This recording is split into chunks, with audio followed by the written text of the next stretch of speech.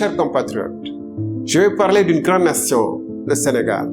Une nation avec de grandes figures qui, par leur vision et leurs actions, ont imprimé à la marche du pays une orientation reconnue par l'histoire. Je suis héritier de cette histoire et fils de cette terre à qui je dois ce que je suis.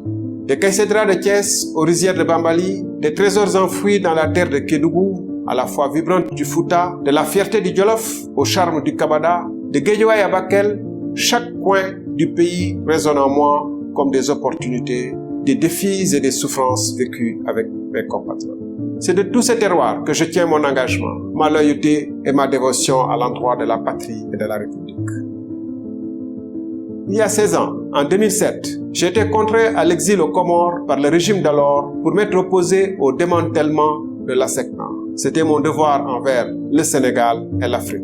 En tant que directeur général de l'autorité de régulation des télécommunications et des postes ARTP, en 2012, j'ai fait diviser mon salaire par plus de 3 pour matérialiser un engagement de campagne d'une gestion sobre et vertueuse. En 2017, ma démission du poste de ministre de l'Énergie a été motivée par le refus de signer des contrats d'hydrocarbures préjudiciables aux intérêts du Sénégal. Ces faits, parmi d'autres, attestent de ma loyauté envers mon pays.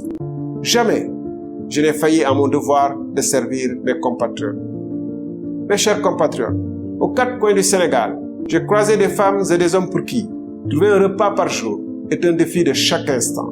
J'ai rencontré des compatriotes pour qui se soigner, mettre les enfants à l'école sont des défis le long de l'existence.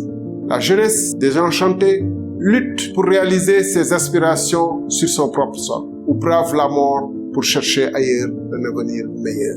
Les services publics, tels que les hôpitaux et les écoles, sont déficients sous le regard impuissant des professionnels de première ligne. Les paysans restent emprisonnés dans la misère, tandis que les travailleurs peinent à subvenir aux besoins de leur famille. Dans le même temps, une petite clique de politiciens milliardaires émerge des décombres de notre économie. Le fossé entre la souffrance du plus grand nombre et l'arrogante richesse d'une élite politique s'agrandit. Les événements tragiques qui ont ponctué ces 2 dernières années montrent comment cette injuste répartition des richesses et des sacrifices est une menace pour la stabilité.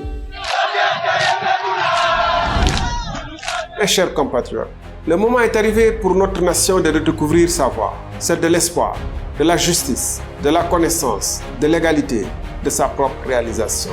Le temps est venu de réinventer nos façons de vivre face à l'urgence climatique. Notre agriculture devrait être repensée pour permettre aux acteurs de cultiver tout au long de l'année et s'offrir une vie meilleure. Les femmes doivent vivre dignement et voir leurs enfants réussir auprès d'elles sur leur propre terre. Il est temps que le Sénégal devienne l'usine de l'Afrique de l'Ouest, en entrant de plein pied dans l'ère du numérique, pour révolutionner nos façons de produire, de nous soigner, de commercer. Le Sénégal sera un modèle de bouleversement fécond que la révolution numérique peut créer en Afrique et ailleurs. Nous ferons du Sénégal l'Académie de l'Afrique de l'Ouest. Nous ferons du Sénégal la clinique où l'Afrique de l'Ouest viendra se soigner. Pour cela, il faudra repenser notre modèle d'éducation à travers des écoles et des daras modernes qui préparent nos jeunes à une vie de compétition mondiale sans renier nos valeurs. La corruption et la mauvaise gouvernance doivent être éradiquées. Sans cela, aucun développement n'est possible. Ce sera là notre priorité. Mes chers compatriotes, il est venu le temps pour le Sénégal de réaffirmer sa grandeur. Il est venu le temps de construire une république des valeurs. Le moment est venu de libérer le potentiel de la Sénégalaise et du Sénégalais. Pour tout cela, pour le Sénégal que j'aime profondément et que je souhaite réenchanter, que je suis candidat à l'élection présidentielle de 2024.